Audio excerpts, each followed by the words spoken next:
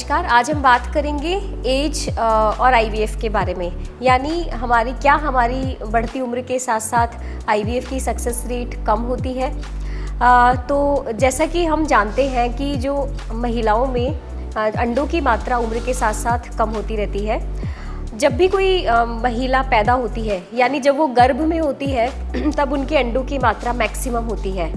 जब वह बच्चा पैदा हो जाता है तो उस समय वो संख्या काफ़ी कम हो जाती है, और जब उनकी माहवारी स्टार्ट हो जाती है, यानी वो प्यूबर्टी को अप्रोच करते हैं, तो वो जो अंडे होते हैं उनमें से भी कुछ ही अंडे उनके पास शेष रह जाते हैं। जब मासिक धर्म स्टार्ट हो जाता है तो हर महीने हमारे अंडाशय में से बहुत सारे अंडे डेवलप होना शुरू होते हैं, पर हर महीने उन अंडों में से सिर्फ एक अंडा ही परिपक्व होता है और बाकी सब अंडे डिस्ट्रॉय हो जाते हैं। तो ये जो अंडों का डिस्ट्रक्शन का प्रोसेस है ये चलता रहता है हर मासिक धर्म के साथ। तो जैसे जैसे उम्र बढ़ती है वैसे वैसे ये अंडों की संख्या कम होती जाती है। तो हर फीमेल का एक फिक्स्ड रिजर्व होता है, यानी पूल होता है अंडों का, जो कि उसके एज के साथ साथ कम होता जाएगा। तो आमतौर पे स्टडीज़ में ये साबित हुआ है कि जो प्रेगनेंसी होने की यानी फर्टिलिटी की जो मैक्सिमम चांसेस हैं वो अपने 25 से 30 साल के बीच में होते हैं, क्योंकि उस समय अंडों की मात्रा भी अच्छी होती है और अंडों की क्वालिटी भी अच्छी होती है।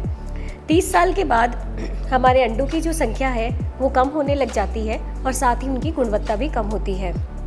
और आमतौर पे ये माना गया है कि 35 ईयर्स के बाद, यानी 35 साल के बाद बहुत तेज़ गति से इन अंडों की संख्या और गुणवत्ता में कमी आ जाती है।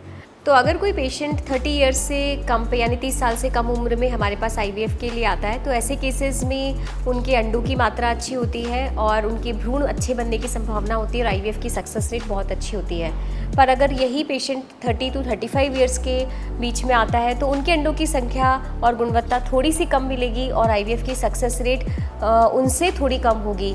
लेकिन यही चीज़ अगर हम 35 to 40 के बीच में बात करें, जैसे जैसे एज आपकी 40 साल के करीब जाती है वैसे वैसे आपके अंडों की संख्या काफ़ी कम हो जाती है और अच्छे भ्रूण बनने की संभावना कम हो जाती है और आईवीएफ की सक्सेस रेट है वो काफ़ी कम हो जाती है।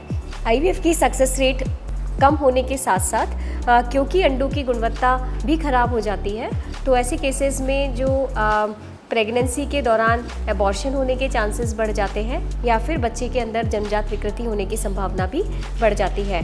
तो एज बढ़ने के साथ साथ आईवीएफ की सक्सेस रेट भी कम हो जाती है। तो हमें बहुत ज़रूरी है कि अगर हम कोई ट्रीटमेंट ले रहे हैं और अगर इनिशियल कुछ ट्रीटमेंट्स के बाद आपको सफलता नहीं मिली है, तो ऐसे केसेस में हमें टाइम वेस्ट करने की बजाय सही उम्र पे हम आईवीएफ का डिसीजन हमें ले लेना चाहिए, जिससे एटलीस्ट हम जब अब आईवीएफ करें तो हमें अच्छे एग्स मिले, अच्छे एम्ब्रियोज तैयार हों और आईवीएफ की सक्सेस रेट अच्छी हमें मिल सके। Thank you.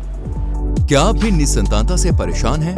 अब आपको परेशान होने की कोई जरूरत नहीं। अपॉइंटमेंट बुक करने के लिए अभी कॉल करें 9351333705 पर। हमारे यहाँ वीडियो कंसल्टेशन की सुविधा भी उपलब्ध है। ईश्वा आईवीएफ, किलकारी खुशियों की।